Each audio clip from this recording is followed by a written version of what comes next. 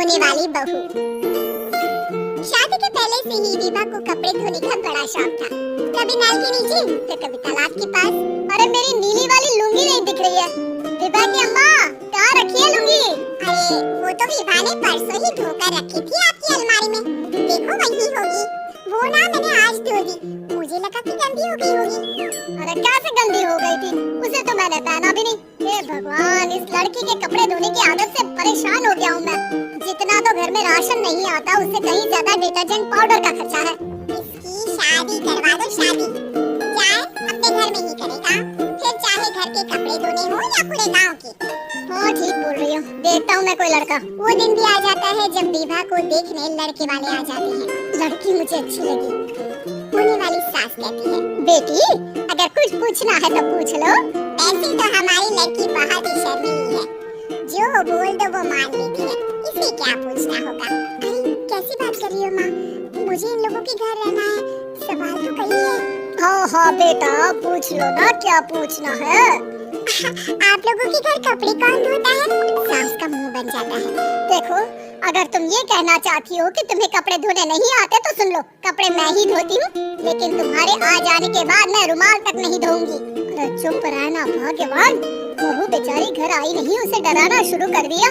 वो क्या है ना बिटिया, अभी तक तो ये कल्लू की माँ ही धोती थी, लेकिन अब तुम्हारे पापा तो दहेज में वॉशिंग मशीन देंगे ही। तभी विभा की माँ बोल पड़ती है, सवाल भी पूछा तो क्या? ऐसे भाई साहब, मशीन की तो फिर भी कपड़े धोने की कैपेसिटी होती है। मतलब जो बिटिया दे रहे हैं ना विभा, इसे कपड़े धोने का बहुत शौक है। ये आप लोगों की क्या, आस पड़ोस गांव मोहल्ले सबके कपड़े धो दे और उफ तक ना करे। बाहर देखा नहीं आपने कितने कपड़े सूख रहे हैं?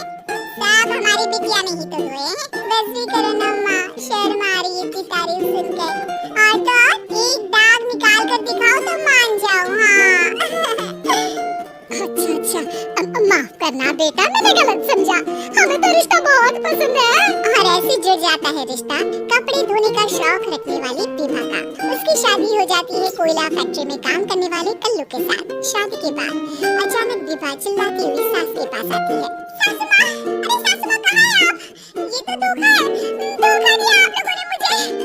इस ससुर के चक्कर के बारे में पता चल गया। अरे तो उसमें तुझे क्यों धोखा मिला है? अरे नल में पानी नहीं आता, कपड़े कैसे कब धुलेंगे?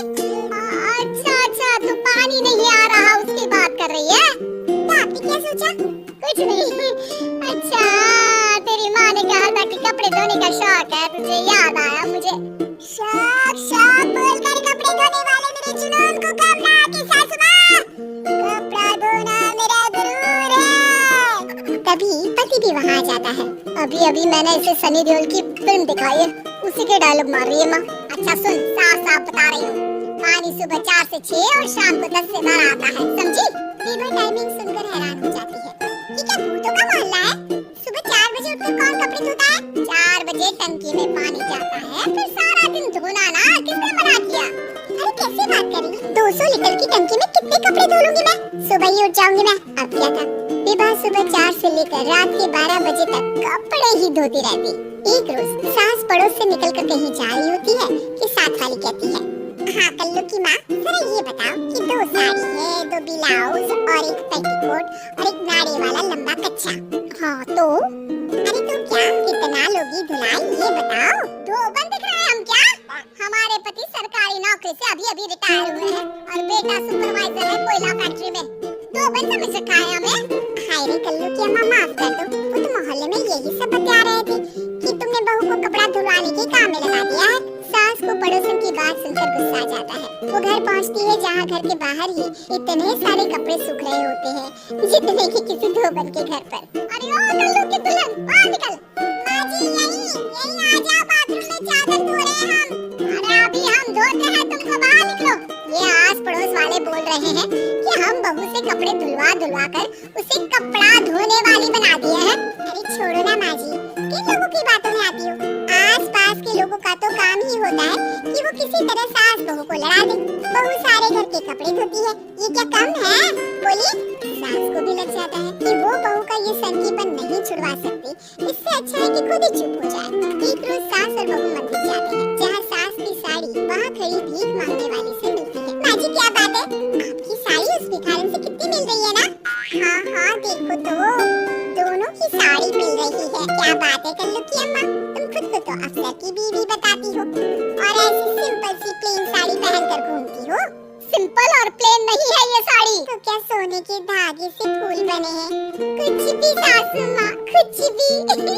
हाँ बने थे इस साड़ी में सोने के धागे से फूल। मेरे पति लेकर आए थे मद्रास से स्पेशली मेरे लिए 10,000 की। ताहे भाई साहब इस भिखारन के लिए भी सेम टू सेम साड़ी लेकर आए होंगे 10,000 की। सास उस वक्त तो कुछ नहीं कहती, लेकिन बहू के साथ घर आती है और अलमारी से एल्बम निकाल कर लाती है। ये साड़ी देख रही है, ये वही साड़ी है जिसे मैंने अभी पहना था। इस साड़ी में ये जो चमकदार फूल दिख रहे हैं ना, ये सोने के धागों से काटे गए हैं। लेकिन तू लोकल वॉशिंग मशीन ब्रश से घिस घिस कर सारे फूलों को निकाल कर साड़ी प्लेन कर दी। मुझे माफ कर दीजिए सासू माँ। और तो और जब मैंने तुझे तेरी गलती के लिए कुछ नहीं कहा, लेकिन तूने तो सबके सामने मेरा मजाक ही बना दिया। क्यों? बहू को समझ में आ जाता है कि अब से